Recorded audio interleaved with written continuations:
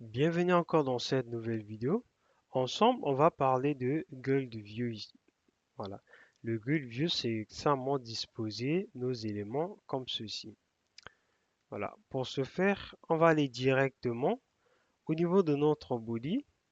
On va directement retourner notre Grid View.builder. Voilà. Donc là, on aura notre Grid Delegate et notre Item Builder.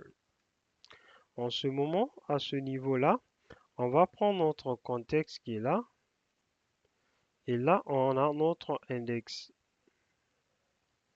Et là, on a nos crochets comme ceci, nos accolades, qu'ils puissent retourner quelque chose. Voilà.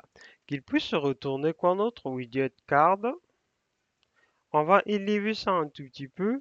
On va mettre l'élévation à 2. Et là, on va prendre quoi? On va prendre le shape, plutôt le shape. Ici, là, on va prendre maintenant la propriété rendered. Voilà, la propriété rendered. Et à l'intérieur de cela, on va parler d'abord de border radius, qu'on puisse avoir des bords tout au long. Donc le border radius, on le met à 12.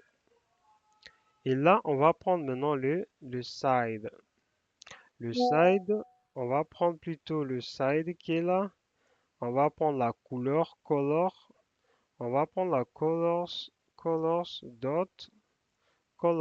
black. Et le width, ici là, on va le mettre à 1. Arrivé là, regardez notre carte s'arrête là.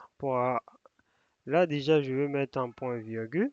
Donc, dans notre carte, on a défini l'élévation. On a élevé ça un tout petit peu.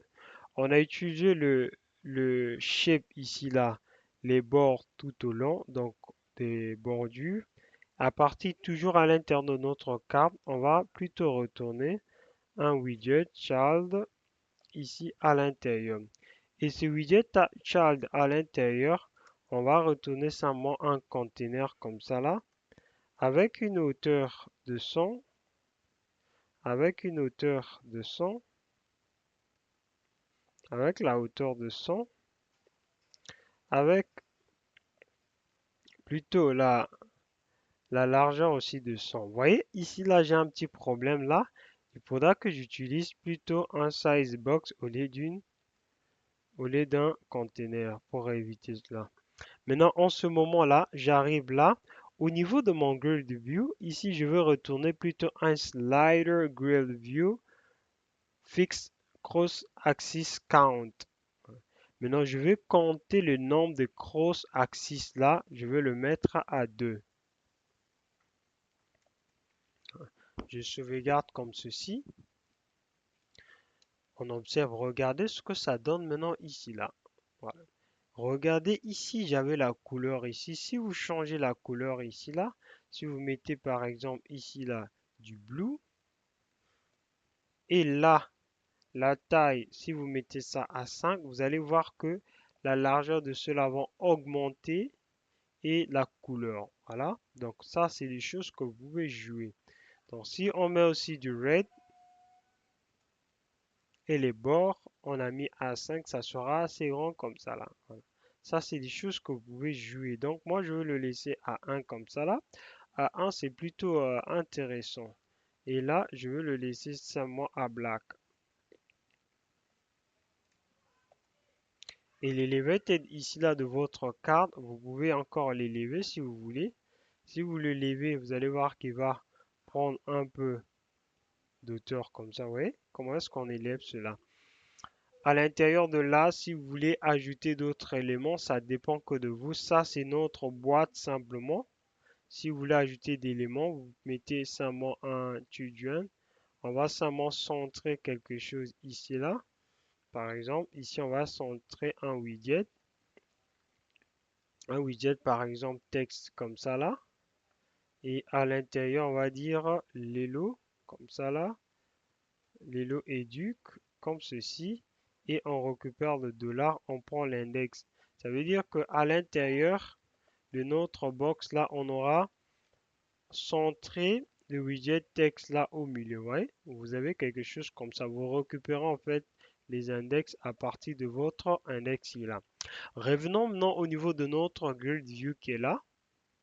Notre grid view est là. Il a la propriété qu'on appelle par le cross axis et count. Si on le mettait ici à 5, ça veut dire que ici vous aurez 5 éléments, 5 éléments, 5 éléments. Voilà. Maintenant là, ça va à l'infini. Pourquoi? Parce qu'on n'a pas défini le item et count. Là aussi, lui aussi, il a ce qu'on appelle le item et count. On le met à 20.